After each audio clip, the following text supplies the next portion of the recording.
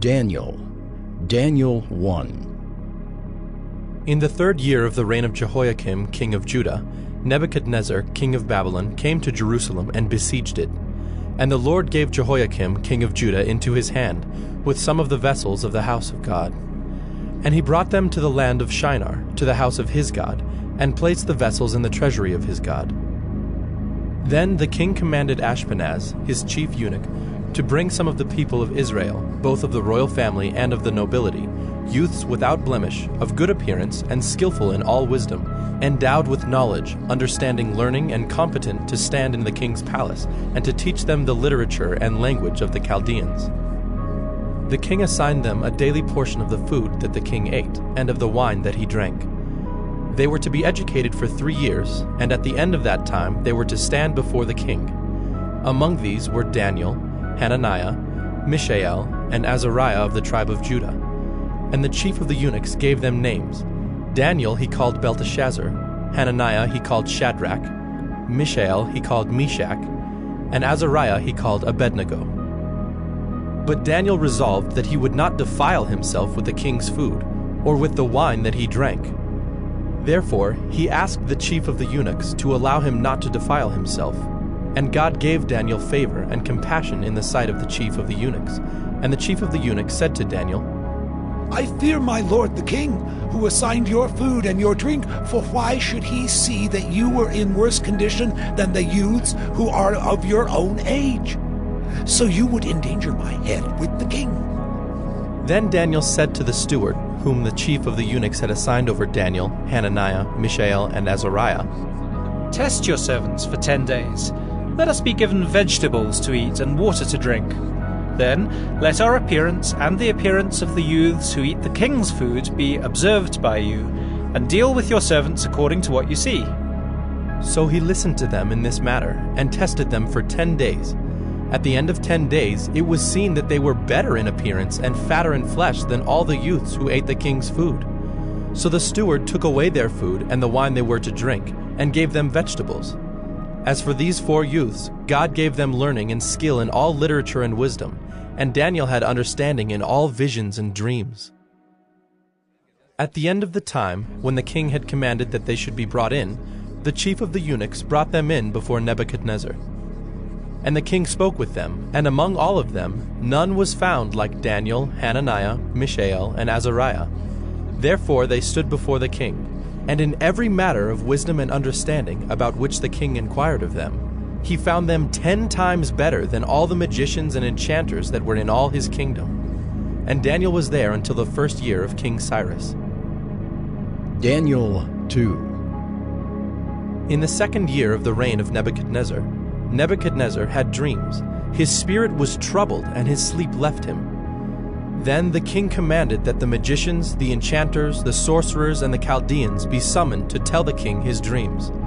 So they came in and stood before the king. And the king said to them, I had a dream, and my spirit is troubled to know the dream. Then the Chaldeans said to the king in Aramaic, O king, live forever. Tell your servants the dream, and we will show the interpretation. The king answered and said to the Chaldeans, The word from me is firm. If you do not make known to me the dream and its interpretation, you shall be torn limb from limb, and your houses shall be laid in ruins. But if you show the dream and its interpretation, you shall receive from me gifts and rewards and great honor. Therefore, show me the dream and its interpretation. They answered a 2nd time and said, Let the king tell his servants the dream, and we will show its interpretation. The king answered and said, I know with certainty that you are trying to gain time, because you see that the word from me is firm. If you do not make the dream known to me, there is but one sentence for you. You have agreed to speak lying and corrupt words before me till the times change. Therefore tell me the dream, and I shall know that you can show me its interpretation. The Chaldeans answered the king and said, There is not a man on earth who can meet the king's demand, for no great and powerful king has asked such a thing of any magician, or enchanter, or Chaldean. The thing that the king asks is difficult, and no one can show it to the king except the gods, whose dwelling is not with flesh." Because of this, the king was angry and very furious, and commanded that all the wise men of Babylon be destroyed. So the decree went out, and the wise men were about to be killed, and they sought Daniel and his companions to kill them. Then Daniel replied with prudence and discretion to Arioch, the captain of the king's guard, who had gone out to kill the wise men of Babylon. He declared to Arioch, the king's captain, "Why is the decree of the king so urgent?" Then Arioch made the matter known to Daniel. And Daniel went in and requested the king to appoint him a time, that he might show the interpretation to the king. Then Daniel went to his house and made the matter known to Hananiah, Mishael, and Azariah, his companions, and told them to seek mercy from the God of heaven concerning this mystery, so that Daniel and his companions might not be destroyed with the rest of the wise men of Babylon. Then the mystery was revealed to Daniel in a vision of the night. Then Daniel blessed the God of heaven. Daniel answered and said, "Blessed be the name of God forever and ever, to whom belong wisdom and might. He changes times and seasons, he removes kings and sets up kings. He gives wisdom to the wise and knowledge to those who have understanding. He reveals deep and hidden things. He knows what is in the darkness, and the light dwells with him. To you, O God of my fathers, I give thanks and praise, for you have given me wisdom and might, and have now made known to me what we asked of you, for you have made known to us the king's matter."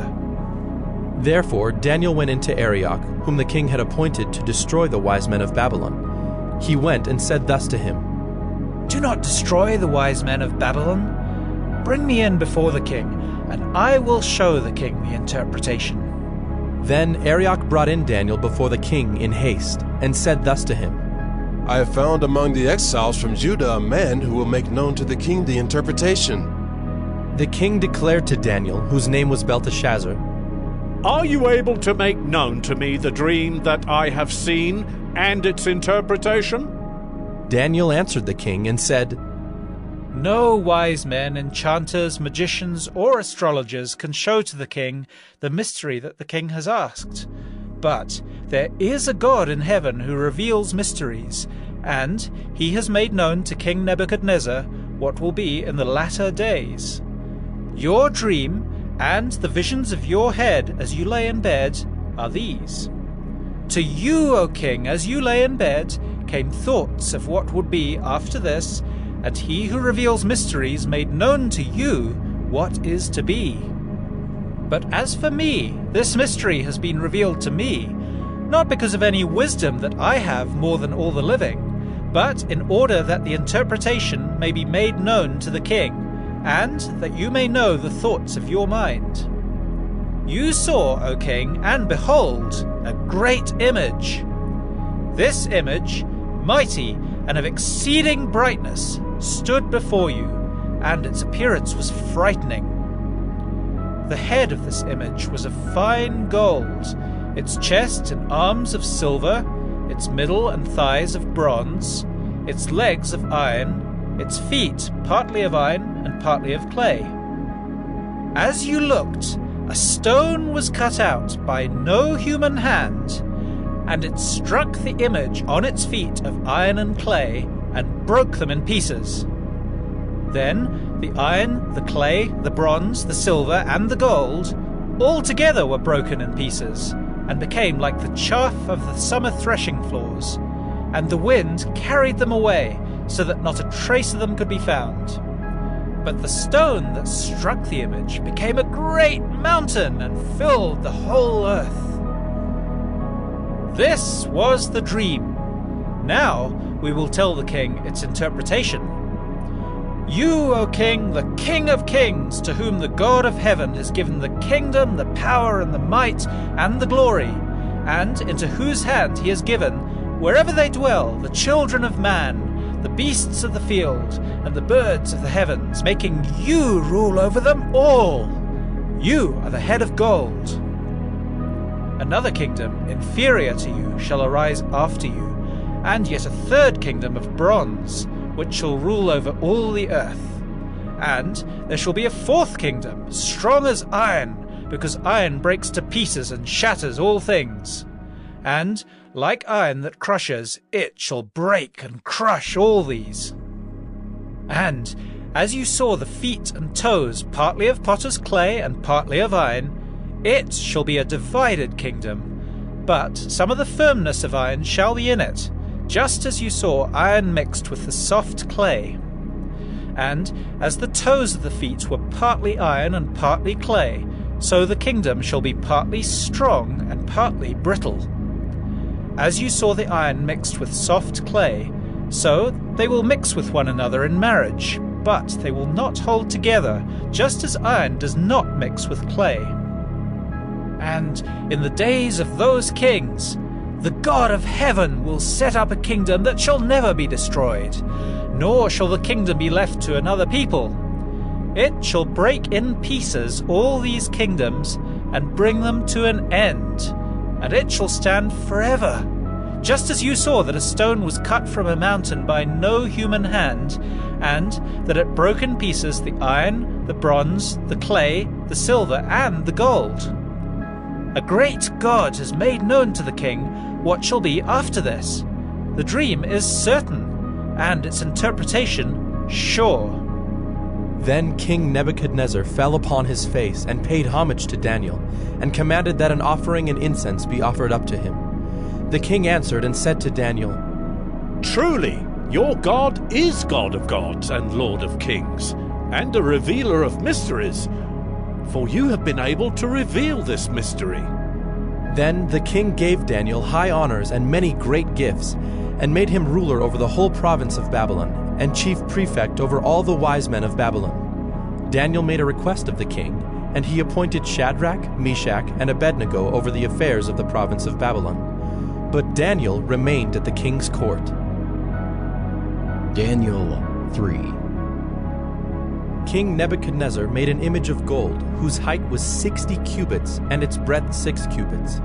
He set it up on the plain of Dura in the province of Babylon. Then King Nebuchadnezzar sent to gather the satraps, the prefects, and the governors, the counselors, the treasurers, the justices, the magistrates, and all the officials of the provinces to come to the dedication of the image that King Nebuchadnezzar had set up.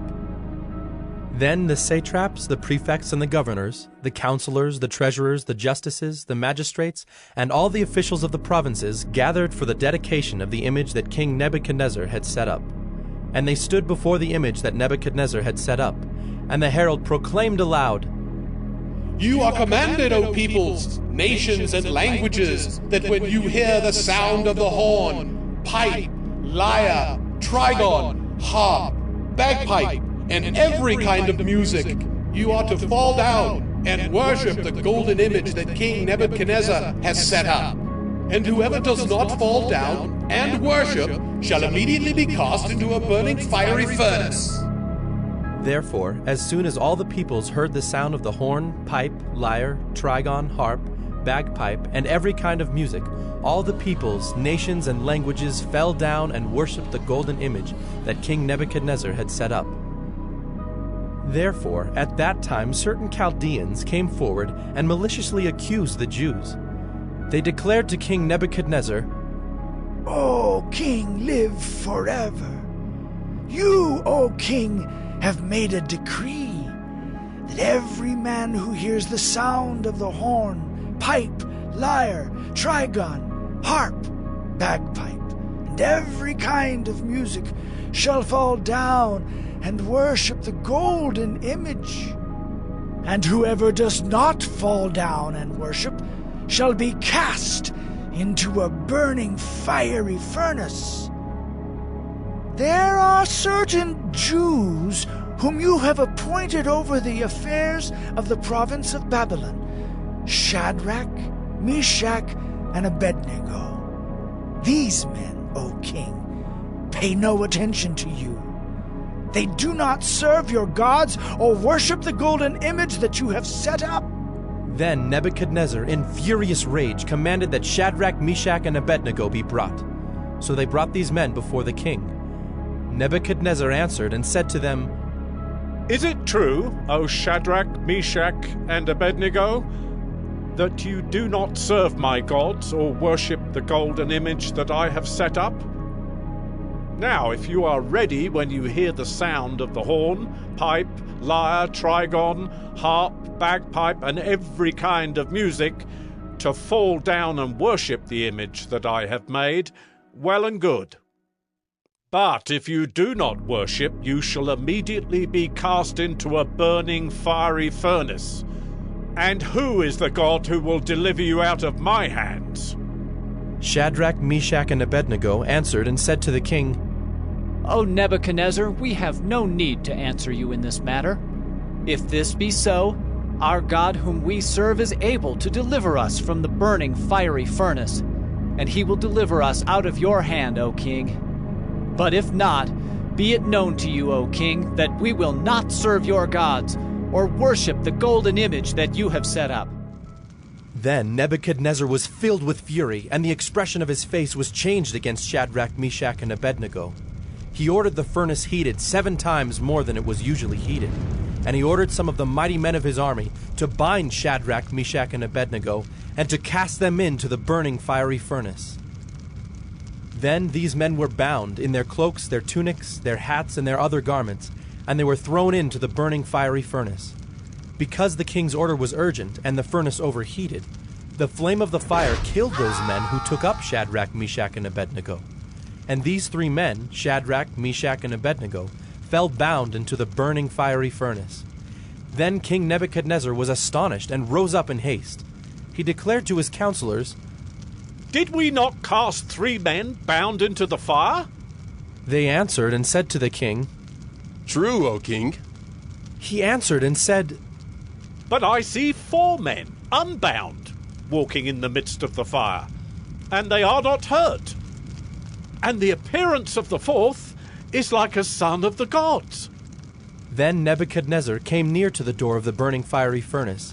He declared, Shadrach, Meshach, and Abednego, servants of the Most High God, come out and come here.